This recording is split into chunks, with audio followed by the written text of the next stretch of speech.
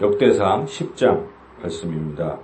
역대상 1장에서 9장까지 이제 족보가 쭉 나왔는데 마지막 그 족보가 사울의 족보였습니다. 그리고 이제 이야기로 넘어가고 있는데 10장은 그 사울에 대한 이야기입니다. 사울은 이 이스라엘의 초대 왕이었죠. 그런 사울이 하나님께 이제 버림을 받고 죽임을 당하는 그 이야기가 기록되어 있습니다. 사울에 대한 이야기는 사무엘상에 좀 길게 나와 있긴 합니다. 사무엘 9장부터 15장까지. 그런데 이제 역대상에서는 짧게 한 장으로 이렇게 요약을 하고 있습니다. 지금 역대상, 역대하의 흐름은 다윗에 관한 이야기, 다윗을 이은 그 왕들에 대한 이야기, 그 하나님의 선택에 대한 이야기를 하고 있기 때문에 그 옆에 있는 이야기들은 이렇게 짧게 요약을 하고 있습니다. 예를 들면 이제 남유다, 북이스라엘 왕 중에 이 역대하에서는 북이스라엘에 대한 이야기는 안 한다는 것이죠. 북이스라엘 왕들 이야기는 여기는 없습니다. 열왕기 하에 보면 있는데 여기는 없죠. 그래서 그런 차이가 있습니다. 그래서 상당히 짧게 기록하고 있는데 사울이 이제 그 세 아들과 함께 죽임을 당한 장면의 이야기를 여기 기록하고 있고 왜 죽임을 당했는가 하는 그 이유를 기록하고 있습니다. 그 이유는 13절, 14절에 나오고 있는데 두 가지입니다. 사울이 왜 그렇게 죽임을 당했는가? 불순종. 둘째는 하나님을 의지하지 아니한 것. 첫째는 하나님 말씀에 불순종한 것이고 두 번째는 하나님을 의지하지 아니한 것.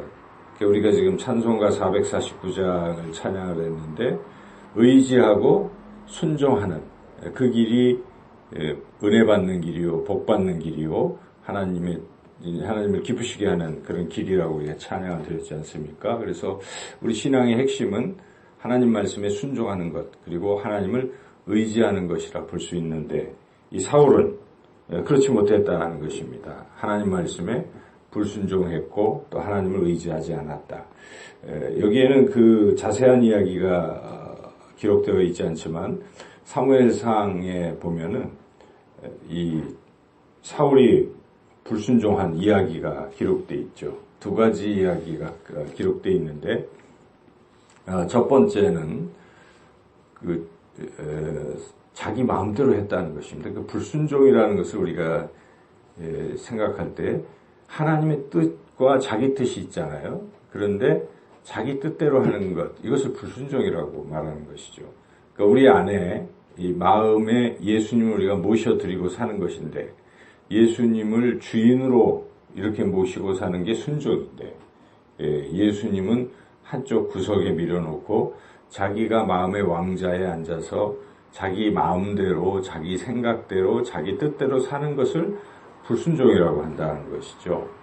그래서 그 대표적인 예가 이제 사울이 이 블레셋과 전투를 벌이고 있는데 이 블레셋이 워낙 세가지고 치고 있었어요. 그리고 지니까 백성들이 하나 둘 다 뿔뿔이 흩어지고 군사들이 흩어지고 있었습니다. 사무엘은 온다고 약속을 했는데 오지도 않고 사무엘이 와서 제사를 드리겠다고 이렇게 약속을 다 해놨는데 사무엘이 안 오니까 사울은 지금 상황을 보니까 이건 도저히 이대로 있어서는 안 되겠다고 자기가 생각을 한 것입니다. 하나님께 예배를 드려야 되는데 사무엘이 오지 않았기 때문에 자기가 예배를 드려야 되겠다. 그렇지 않고서는 이 어려움을 벗어날 수가 없겠다. 어떻게 보면 그게 맞는 이야기 같지 않습니까? 지금 이 상황은 사무엘이 오기로 해놓고 안 왔고 전쟁은 지금 지고 있고 백성들은 다 도망가고 있고 가만히 있으면 다 죽게 생겼는데 사울의 생각은 어찌 보면 인간적으로 보면 옳은 것 같아요. 그래서 사울이 뭘 했냐면 자기가 대신해서 사무엘 대신 제사를 드린 것이죠. 그런데 그때 사무엘이 도착해서 하는 말이 당신이 지금 이렇게 망령되이 했기 때문에 하나님께서 당신을 버리셨다라고 선언을 해버리는 것이죠. 우리가 굉장히 그걸 보면 이해가 안 가는 사람들도 있을 것입니다. 그러나 무엇을 말하는 것입니까? 순종이라는 것은 다른 게 아닙니다. 자기 생각을 버리는 게 순종이라는 것이죠. 아무리 상황이 어려워도 그렇게 하나님이 말씀하셨으면 사무엘이 오기로 되어 있으면 당장 어떻게 되더라도 그냥 그것에 따라가는 것을 순종이라고 하는 것이지, 자기의 어떤 생각, 세상적인 생각, 합리적인 생각을 고집하는 것을 순종이라고 할 수가 없습니다. 그것은 오히려 불순종이라 하는 것입니다. 그것 때문에 사울은 폐위가 된 것입니다.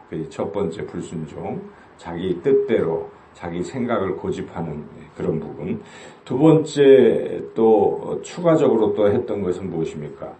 하나님께서 그래도 기회를 주시려고 사울에게 그 아말렉을 진멸하라고 명령을 하셨습니다. 아말렉의 그 모든 사람들, 그리고 모든 우양 가축들까지도 전부 다 진멸하라. 그 이유는 아말렉이 출애굽할 때부터 계속 그 이스라엘을 괴롭혔습니다. 하나님의 백성을 괴롭혔기 때문에 하나님께서 이제 때가 되어서 아말렉을 진멸하려고 하신 것이죠. 그래서 사울을 통해서 그 일을 이루려고 하셨는데 또 불순종을 했습니다. 그것이 무엇입니까?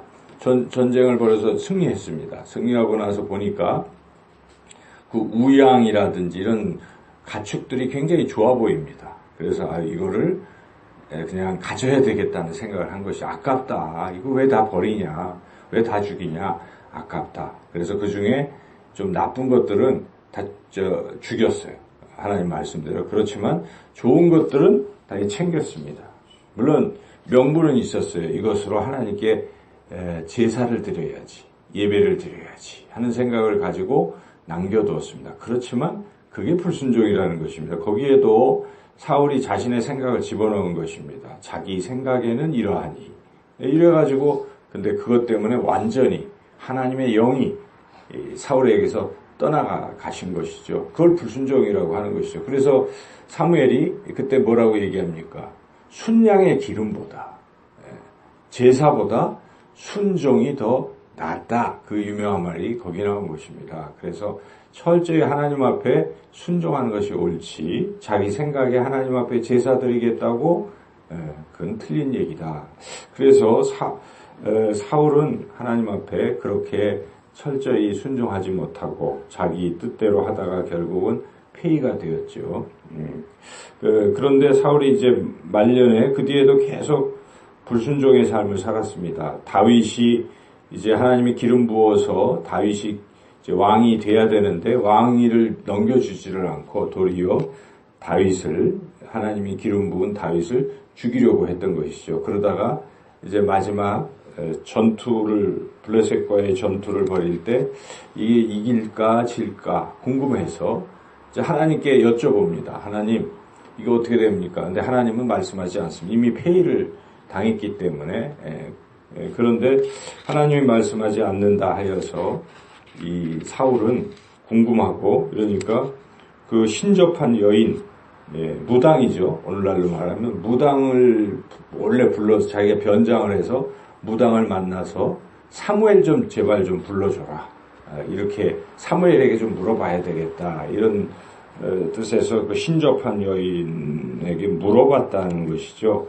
그런데 그것이 또한 큰 죄다 하는 것이죠. 그러니까 하나님께 물론 물으려고 해서 못 들었다고 해서 다른 이 신접한 여인에게 그런 얘기를 물어보는 것, 이것이 옳은 것 같아도 아니라는, 하나님께 묻기 위해서 그런 통로로 한다고 해도 그것은 하나님이 아닌 신접한 여자에게 물어봤기 때문에 잘못된 것이죠. 이 두 가지 죄악, 하나님께 묻지 않는 것과 불순종한 죄악, 어찌 보면 가만히 그 이야기를 보면은 우리가 그럴 수 있는, 그래도 괜찮은 것 같은, 그게 왜 불순종이지 하는 생각이 드는, 또 신접한 여인에게 물어보는 것도 사실은 하나님께 묻는 게 잘 안 돼서 그걸 해보려고 한 것인데도 불구하고 동기가 그랬을지라도 결국 나타나는 형태가 무당에게 물어본 결과가 됐기 때문에 이것이 죄악이 되어서 사울은 그렇게 세 아들과 함께 비참한 죽임을 당했다는 것이죠. 오늘 사울이 죽은 이유를 제가 자세히 설명을 드렸는데 여기 짧게 나와 있지만 다시 한번 읽어보겠습니다. 13절, 14절 말씀입니다. 사울이 죽은 것은 여호와께 범죄하였기 때문이라.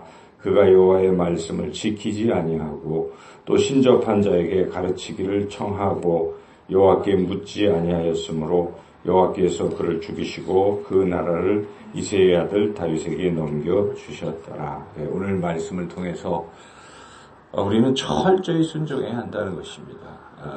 신앙이 무엇인가? 신앙은 자기가 죽는 것입니다.